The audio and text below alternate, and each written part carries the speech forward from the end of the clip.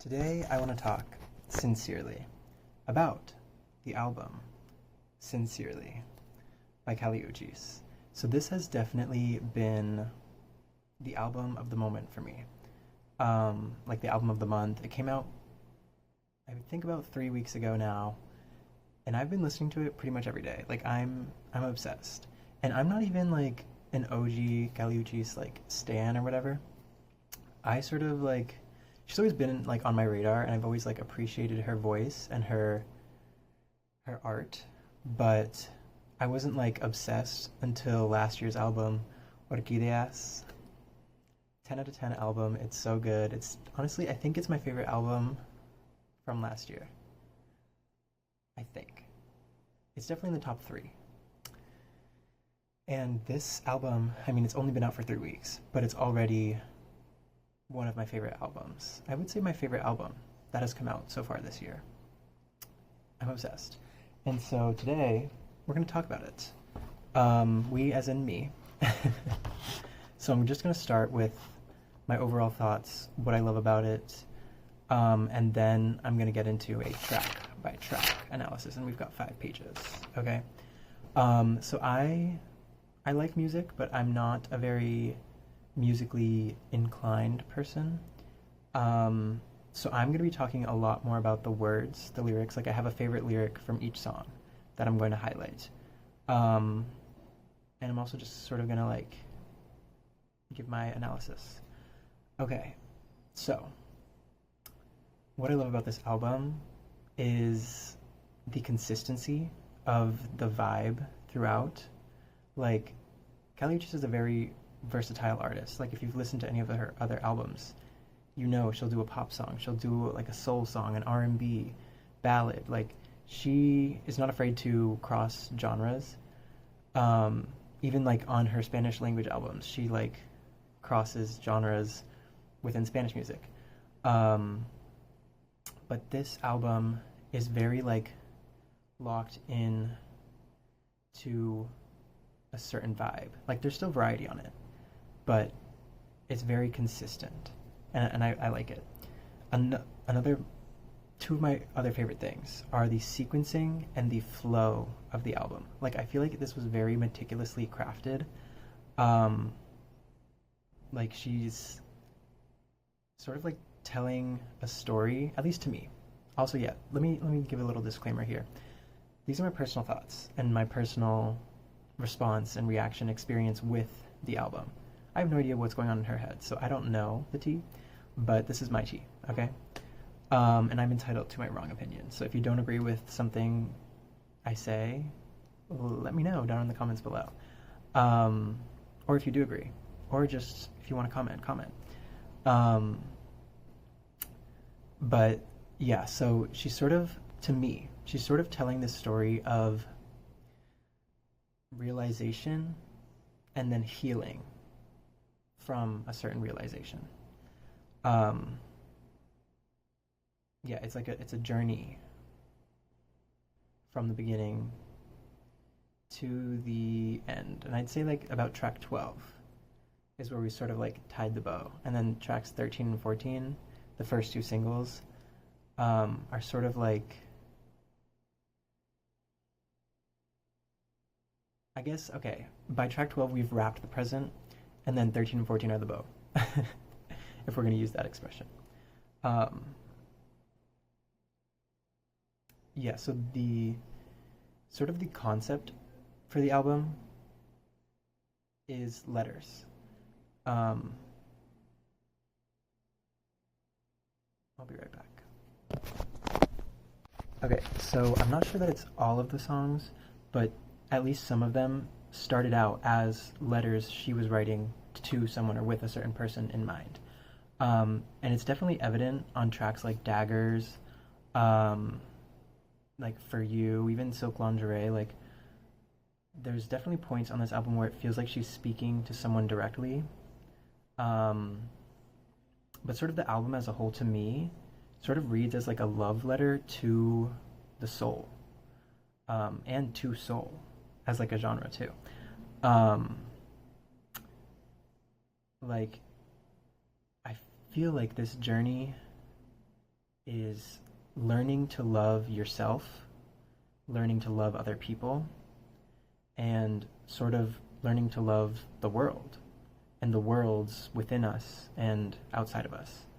Um, yeah, so now let's get into my favorite lyrics from each song and sort of my thoughts on each song. Okay, the first song is called Heaven is a Home.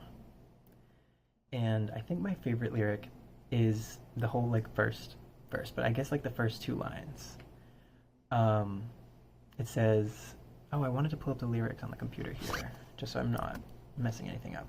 But I'm pretty sure. It says, please could you quiet down? There's too many sounds, and the world could really use some rest. Okay. And so as I was like going through picking my favorite lyrics, I kind of was noticing that there's like sort of three main themes that she touches upon with this album.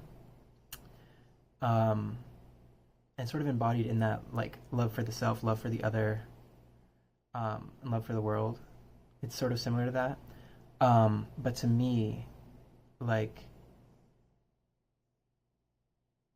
theme number one, and theme that we're getting into with this first song is sort of ties into the love for the world. And it's about like sort of responding to the current state of the world. She says the world could really use some rest. Like, yeah, there's a lot going on. And sometimes we just need to take some time to breathe, to let things be. And not try to control everything and like sometimes the world really could use some rest. And so this sort of I see as like theme number one. I just call it theme number one because it's the first theme that I like encountered. So I'm going to be referring to like themes number 1, 2, and 3 throughout this. Theme number 1 is the world needing an epiphany. And so this is something that she says literally like word for word in the first single, which I sort of see as the thesis, Sunshine and Rain, but we'll get into that when we get there. But she says the world needs an epiphany. And also you kind of realize later in the project that she had an epiphany. Well, she even says it in Sunshine and Rain. She says, I just had an epiphany. And I think she thinks, I don't know what she thinks, but to me it feels like she thinks the world needs to have a similar sort of epiphany moment. Like collectively, we need to have this epiphany to be able to experience the rest and the easiness, the beauty that life can provide. Yes, okay, so I say that she introduces theme number 1 about the current state of the world and like this sort of meaningless mindset that we've sort of adopted. And then another lyric she says in here is, some days it's so hard to care about my fate.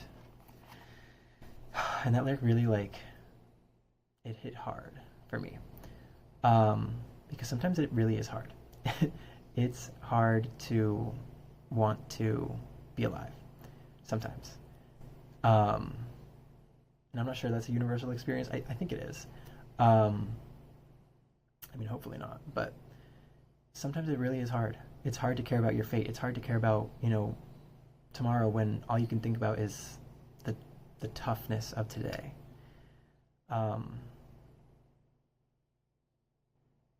But then, even throughout this first song, she like sort of has this epiphany moment that heaven is a home whenever I'm with you.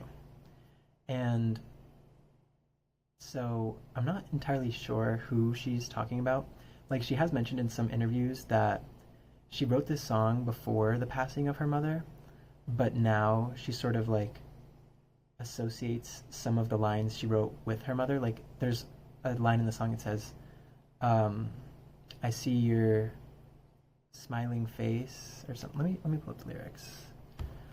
Give me 1 second. I can see my computer here. Okay.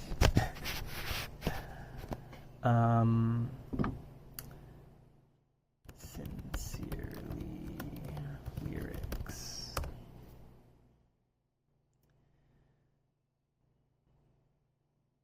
It's gonna take a while to load, but like It's like shining through the clouds, I see your smiling face, or something like that. Um, and now she sort of associates that with her mother. And I don't really know if this, like, when she says, heaven is a home whenever I'm with you, I'm not sure if that's about her partner, if that's about her son, but it doesn't really matter who it's about. Like, that feeling is something I feel like we can all relate to. Um, or maybe even we can all strive for, because maybe we haven't experienced that yet, but maybe it's something we long for. Um, yeah. And then I also love the outro. This is going to be a long video, by the way. I'm realizing. The outro of the song, because we're only on song number 1. The outro of the song is like my favorite thing. And like I've sort of like made up my own little like lyric thing moment. I don't know why, because I'm crazy. She says, "This is the story." I can't take myself seriously. I'm not going to sing. But she says, "This is the story of a girl who was once imprisoned by her own mind, and freedom's never felt this good." And so, like, when I heard it, I, like, for some reason I wanted to build upon it. Like, this is the story of a girl who was once imprisoned by her own mind, scared of all the things she just might find. If she took a look inside, would she finally realize that there's always been a light, and freedom's never felt this good? Yeah. Don't know where that came from, but that's what the song made me feel. You know, that like sometimes it just does take reflecting, looking inward, and breaking things down to understand life. Okay, moving on, because we've spent enough time on that song, and the lyrics aren't loading, so whatever. Song number 2, track number 2, Sugar, Honey, Love. Oh, okay, now it wants to load. Okay, Sugar, Honey, Love. Okay, so Sugar, Honey, Love to me introduces theme number 2. Theme number 2 is love for her son. Motherly love, and how there's like nothing that compares to it. Okay, and I just wrote here verse 2, so I guess I have to pull up the lyrics to verse 2.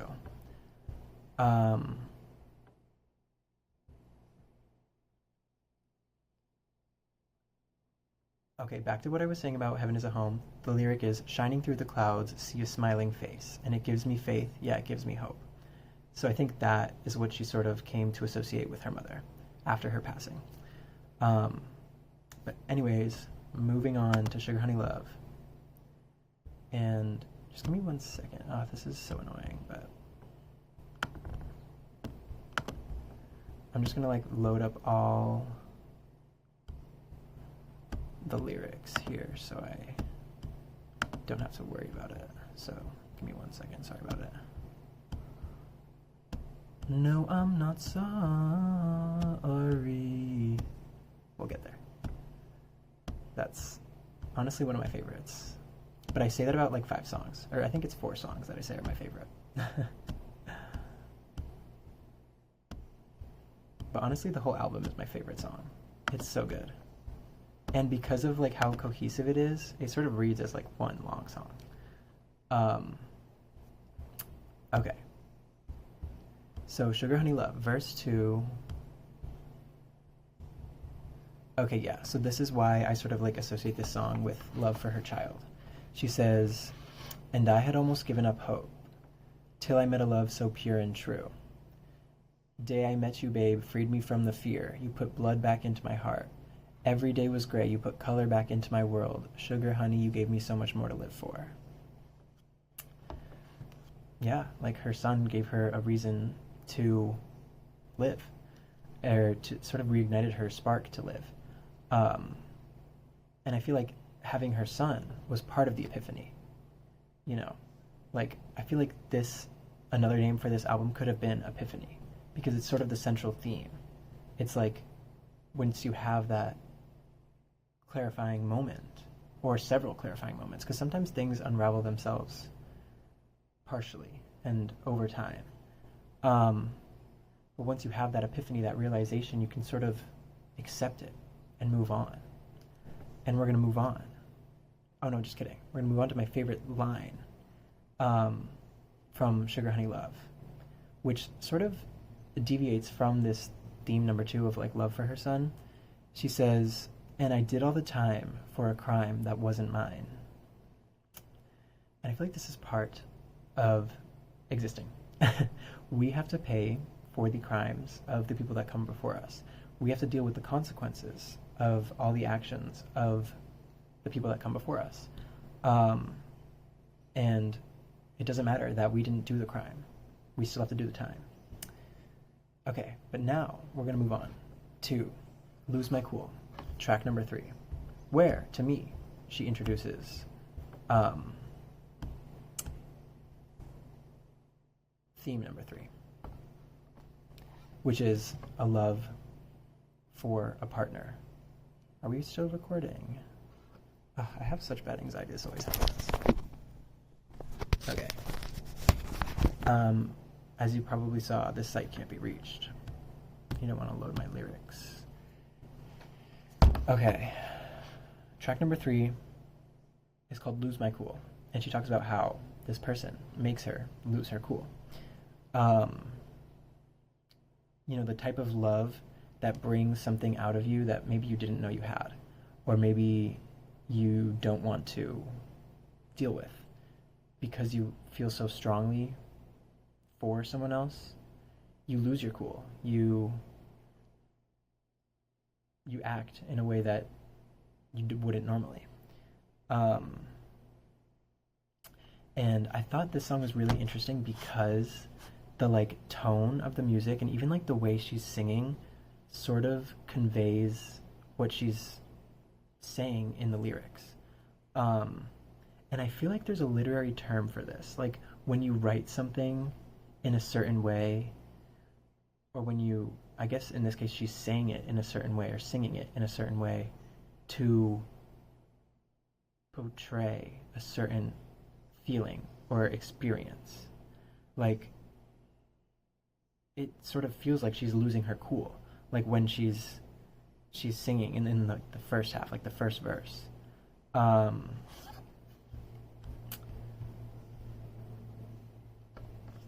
Like it sort of feels like uneasy a little bit, even though the music is like so beautiful. Like there's sort of this uneasiness because like she's you can feel her like trying not to lose her cool, but then by the chorus she sort of just like lets go, because it's like, you know, I'm losing my cool for a reason. Like I have such love that I'm willing to lose my composure for a little bit, you know. Okay, my favorite line is sort of from part 2 of the song. Like halfway through the song, it's a 6-minute long song, it's a long song. It sort of transitions into like a different song. To me, they could have, like she could have separated them there and it could have been 2 different songs. And if she had done that, I would have called the second song Let Go. Because she says that she tries to like pick a word or a lyric that is sort of like the most interesting to represent the song. And to me, I feel like Let Go would be a really good name for this second half of the song, because in the chorus goes, I don't know what you've done to me, but suddenly I'm feeling things I can't control. And then it says, I don't know what you want from me, but every time I try to leave, you just won't let go. And so yeah, it says, I just won't let go, or you just won't let go. Like this other person won't let her go.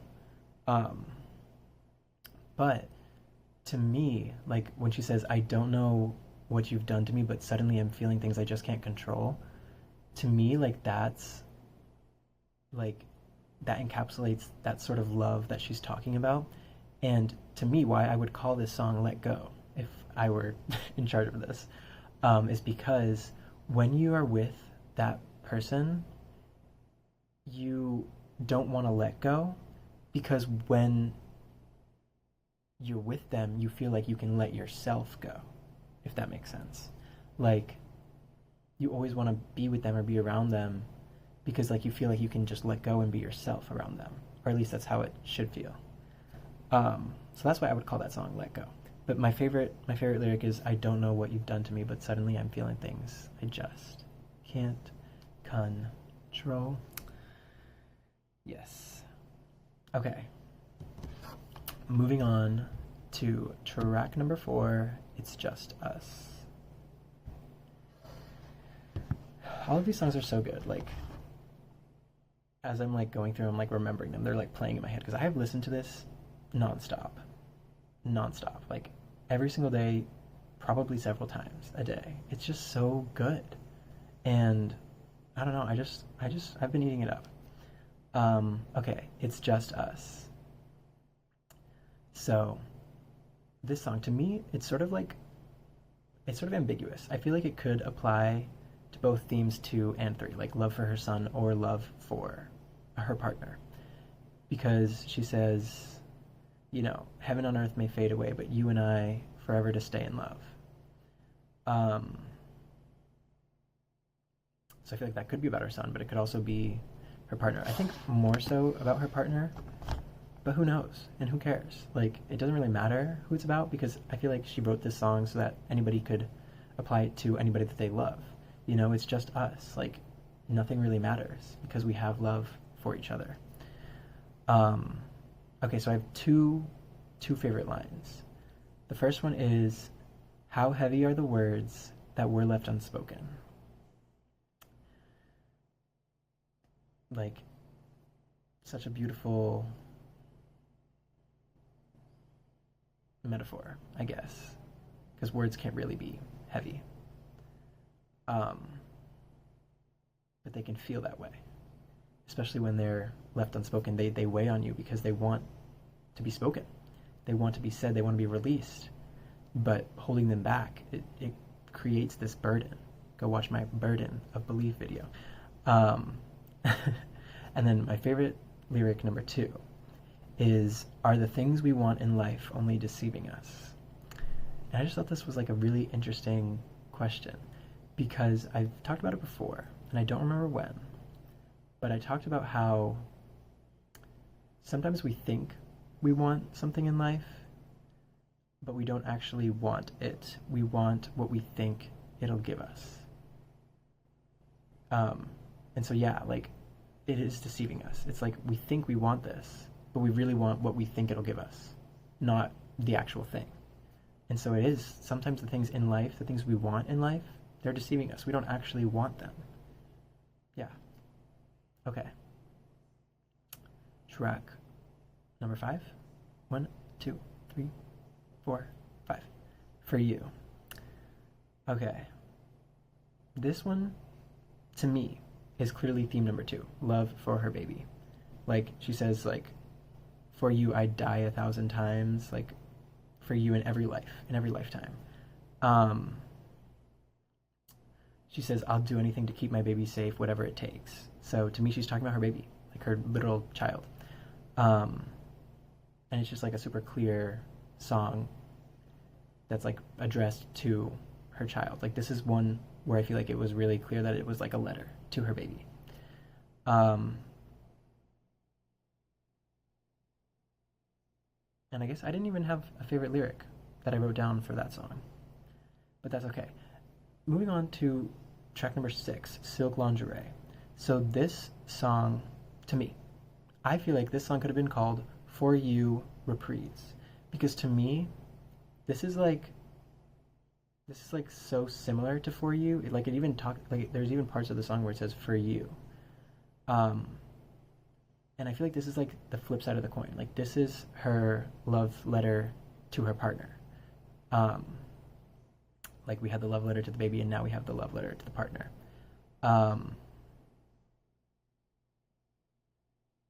Yeah, like she says, "You got my heart black and blue because it's falling for you." And then it goes, you. And I also, this has like one of the most beautiful vocal performances like on the whole album. It's like she's not even saying words. She just like, I'm not a vocalist, but she. Okay, so I'm back. Um, I ran out of storage space, so I had to delete some videos. Um, but I was talking about Silk Lingerie and how she has like one of the best vocal performances, in my opinion, on the album in this song. Um, it's just really good. And my favorite lyric is, I start to drown from the inside out, 'cause something about the society's all wrong. Yeah, I don't know how the world goes on as it does. I don't know how. And this brings us back to theme number one. Like, there's something wrong with the world, and it needs an epiphany. um, but then, like, sort of the thesis of this song, like my interpretation of this song, is using theme three, using love for another person to sort of get you through the fact that the world is so fucked up. So using theme three to deal with theme one. Um,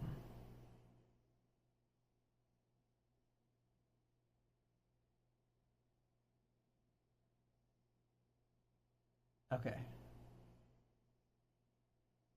Next song, Territorial. So to me, this is like the sister song of Lose My Cool. She's talking about the same thing. Like, she's talking about theme three, her love for her other person, for her partner, um, and how, you know, she's gonna lose her cool. She's gonna get territorial. Like, that's her man's. um, and my favorite, I guess it's not really my favorite lyric, but a lyric I want to touch on is her second lyric in Spanish. So she's obviously bilingual, and she's made albums in both English and Spanish. And sometimes she does like a mixture of both. Like, I think Red Moon and Venus is sort of has like, or maybe even Orquídeas. Both of them have like sort of a mixture of both.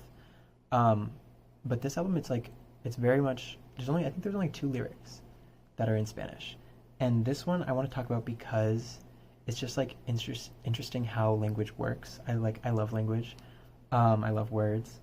And so the lyric is, Te faltó el respeto, well, I get disrespectful.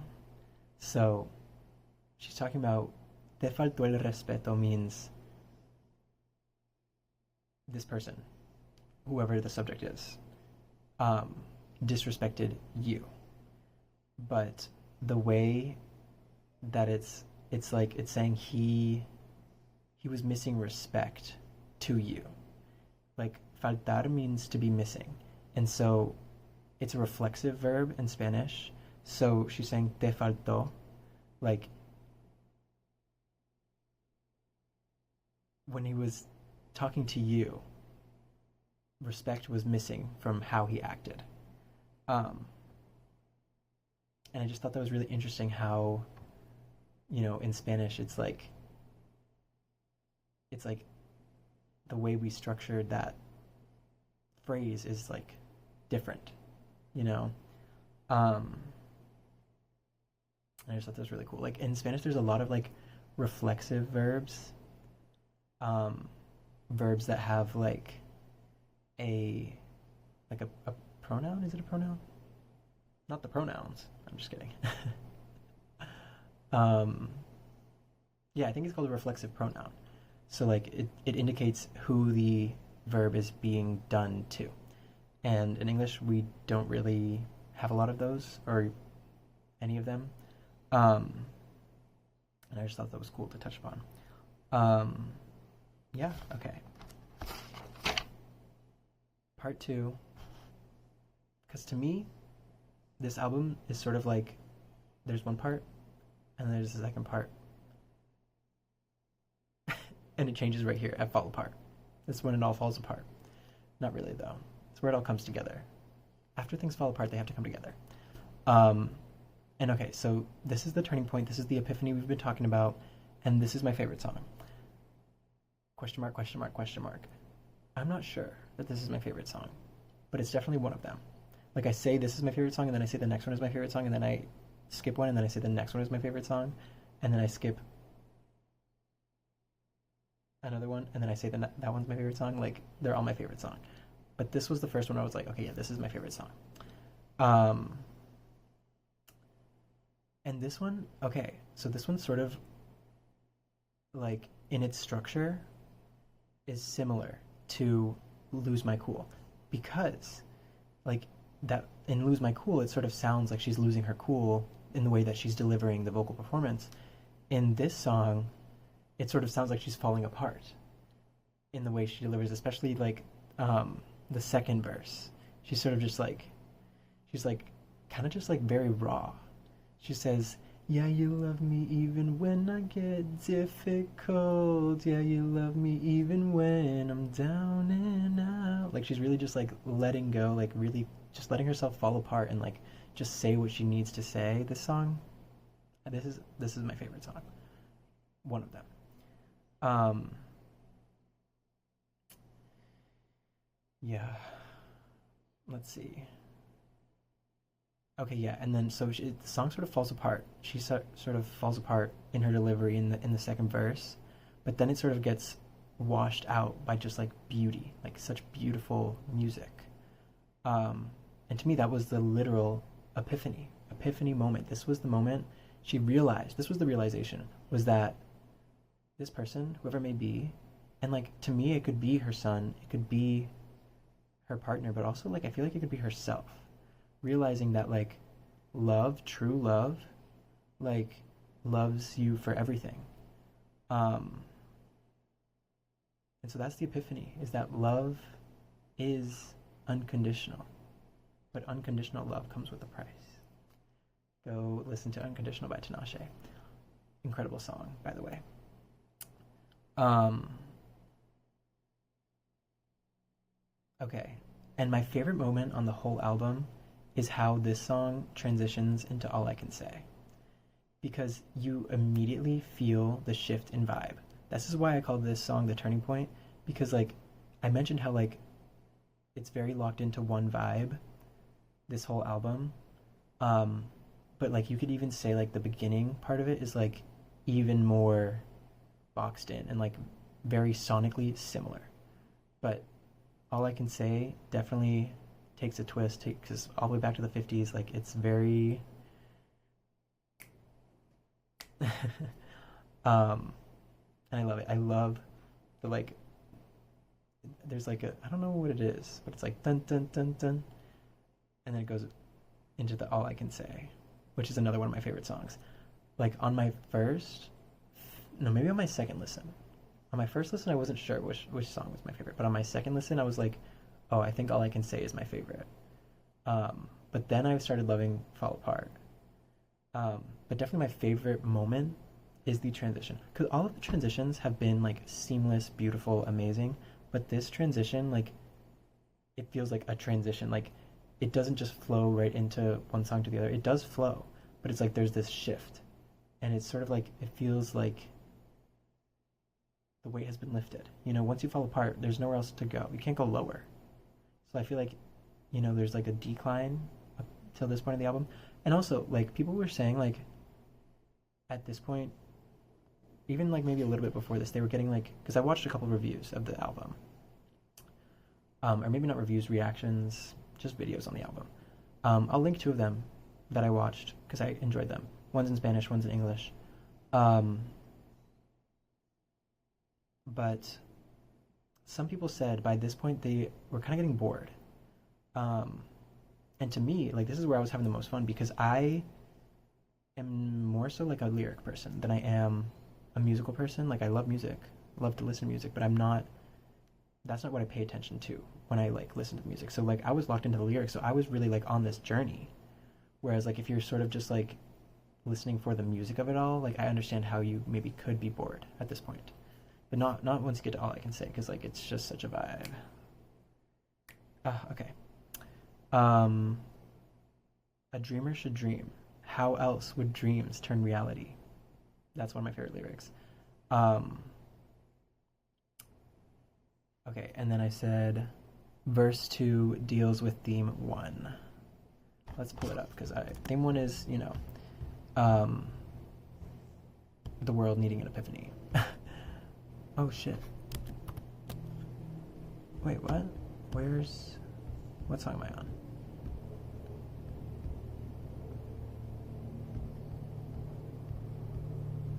Oh, I guess that's awkward. I didn't open All I Can Say.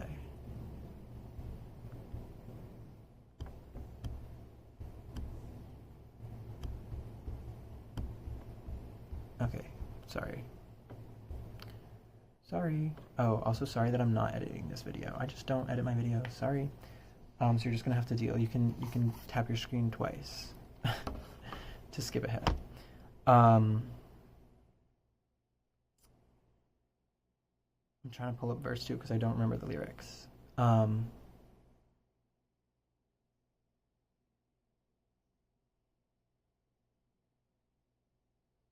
whatever.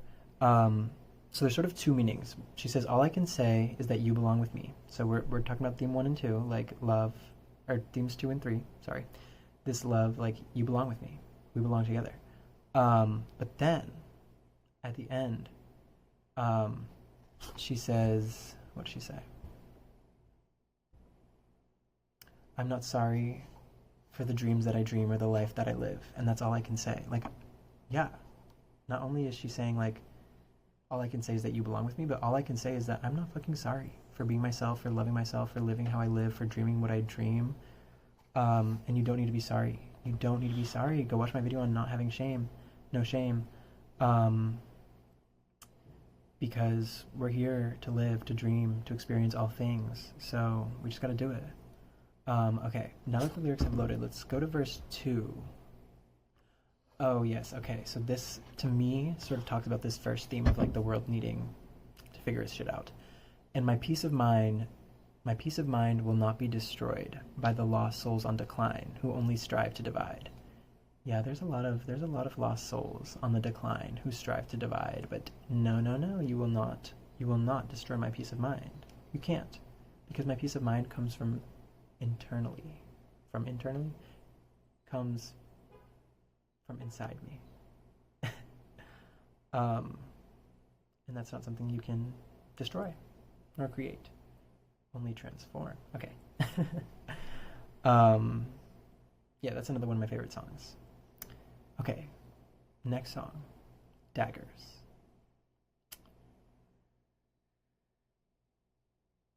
They shoot daggers from the heart at my pretty baby. This song is this one is another one where it's clear. Oops. This is another one where it's clear that this was like a letter. This was a letter to her friend or somebody that is probably not in a healthy relationship or is not in a healthy mindset and is letting the world sort of take advantage of her or harm her.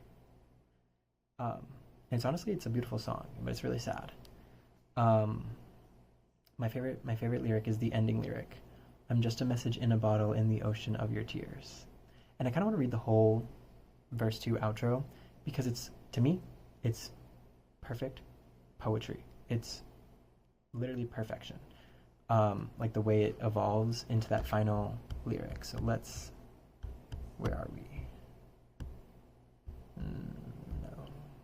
Oh, I did open All I Can Say. Okay, here we go. Daggers. Okay. Honestly, go listen to this whole album. But specifically listen to this verse, the last part of verse 2 / the outro of Daggers. Breaks my heart every time you cry. You cried an ocean at this point. Breaks my heart every time you cry. I'm just a message in a bottle. Wish you'd stop wasting all your life. You cried an ocean at this point.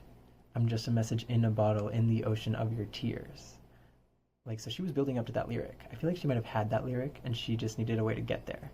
And so she's telling this story, like, you know, it breaks my heart every time you cry, and then you cried an ocean at this point. And then she sort of brings in that ocean of your tears. So I'm just a message in a bottle in the ocean of your tears. Beautiful. Beautiful, beautiful, beautiful. Okay. Angels All Around Me. Another one of my favorite songs. Because there's angels watching over me. Yeah, there's angels all around me. Okay, so I said another favorite I can't read my own handwriting. Another favorite song. To me, this is the perfect song to follow daggers. Um, because this is the epiphany. This is the realization that this friend needs. Is that, you know, there are angels around you in spiritually speaking, but also like in your friends and your family, in, you know, not just your spirit guides, but your soul guides, your the people that you surround yourself with. Am I recording? One thing about me is I'm gonna freak out about whether or not I'm recording. Um, like I feel like this was the realization that she had, is that like she knows her path has protected her life. Like she will find what's meant for her, and like she will always have this protective, you know, layer around her because there's angels around her watching over her. And I feel like she wants that for the friend to realize that like you need to listen to your soul, to your guides, to everything, to the world around you. Um, Favorite lyric: love is action, making things happen. Love is compassion. Okay, so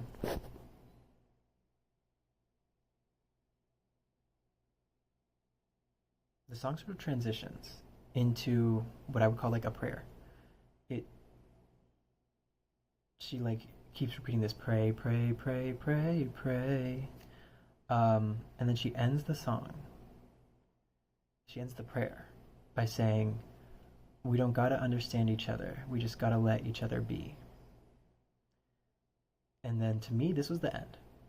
This was like the final turning. Like I guess this was, so if Fall Apart was the turning point, like this was like that was the initial realization. This was like the acceptance of that realization, that like we don't gotta understand each other, but we just gotta let each other be. We gotta live and let live. Um, you know, I said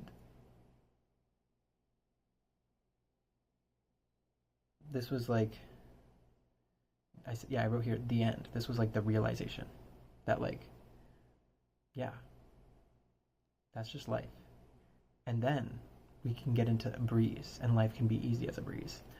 You know, we can just let it be easy as a breeze. Now that we've realized what we needed to realize, now that we've accepted what we needed to accept, life can be easy as a breeze. This song is like definitely a prayer. Like I feel like maybe in the angels all around me, like it was like maybe sort of realizing that that's a way you can deal with life, is to pray, to focus your energy, to, you know, wish, use the power of your mind to bring certain things into your life. But this song Breeze is like the actual prayer. Like I feel like this is like, you know, an incantation, an affirmation, a prayer, like an oration, oración, like a prayer. So I said, up until this point, the album has been a reckoning with the self, the other, you know, the inner and the outer worlds. Astrology. Little astrology ramble. To me, that's life. And that's sort of part of the big structure of astrology. If you learn the houses, there's 4 main houses. There's yourself, there's the other people in your life, there's your internal world, and then there's your external world. And to me, she sort of like deals with all of those things. And like astrology is just I think it was, you know, used in an attempt to understand our lives and the world around us. And yeah, that's enough of the astrology because I don't want to get too sidetracked. But to me, this is where the album finds peace and peace of mind. And we can just let it be easy as a breeze. Like life can be easy as a breeze, hopefully. Let the love guide us. Let love be all we need. Like this is like I said, this is the affirmation. This is the prayer. So if you're ever feeling down, I feel like this would be the song to play. Like, if you're ever feeling like the world needs an epiphany, this is your epiphany. This is how you can, I feel like, attract that energy in.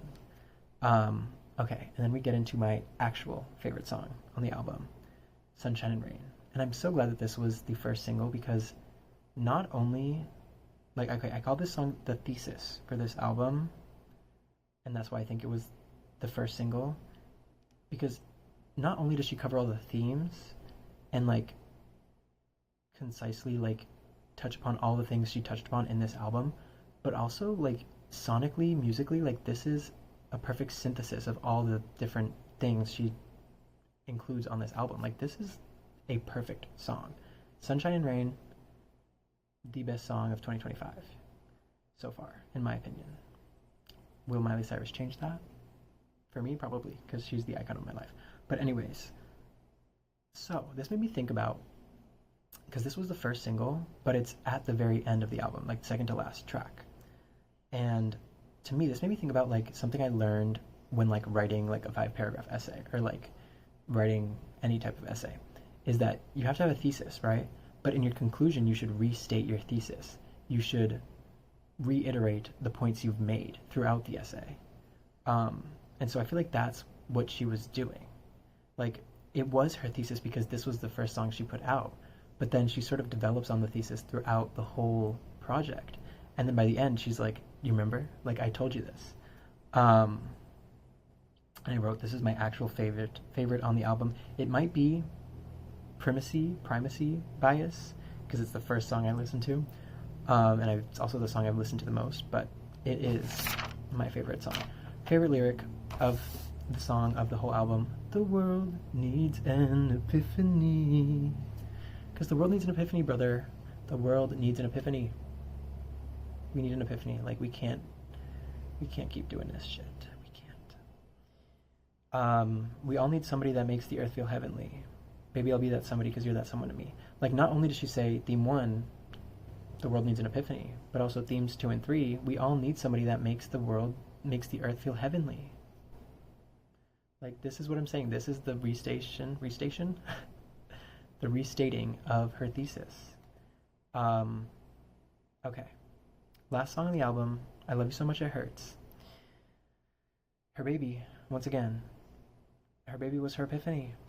You know, he showed me what my life was really worth down here on earth. And so I feel like this is the last song on the album because by this point on the album, she has learned how to discern love and real love, reality, from deceit. And I feel like that was sort of the hope. And I feel like that's the goal with this project, is to take people through a journey of realization and healing and learning how to love. So yeah, thank you so much for watching. This album is my favorite album of the moment. Although tonight, Miley Cyrus's album comes out, and it's going to change my life. But anyways, if you enjoyed, leave a like. I don't think I've ever asked for a like. Leave a like. Leave a comment. Subscribe. Like, share, subscribe, you guys. And you'll see me in the next one. Bye. Oh.